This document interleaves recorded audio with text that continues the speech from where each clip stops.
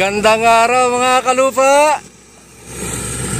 Ayan oh, nagpapaugok na ulit tayo. Nag-ooperate na ulit itong ating rotavator. At alam nyo ba, ito nung isang araw ipina-rotavator din natin. Yung masukal nung nakaraang araw ay pauugukan nga natin, kaya ipinadouble pass na natin sa ating operator. Yan oh.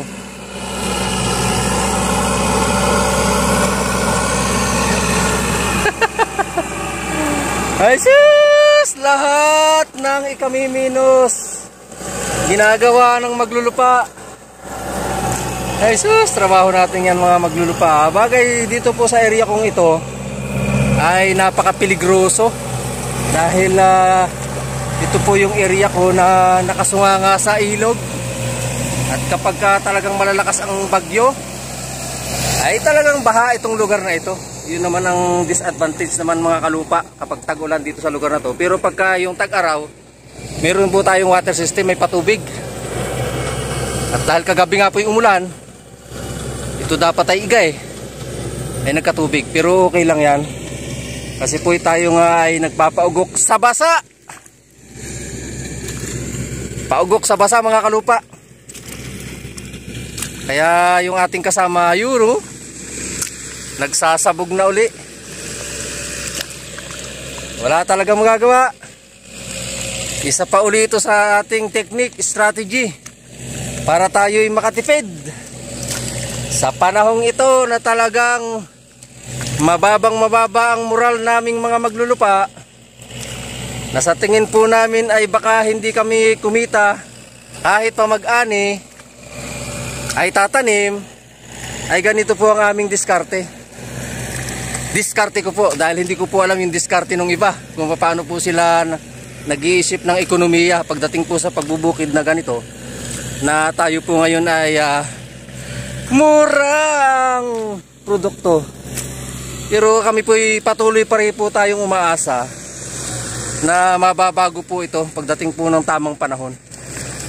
Sa ngayon po siguro dahil ganun nga ang sitwasyon, ang atin pong mga hinaing ay laging lumalabas. Pero hari nawa, tayo po'y patuloy at laging nananalangin na magbago po yung sitwasyong ito pagdating po ng takdang panahon, kapag tayo po ay nag-ani.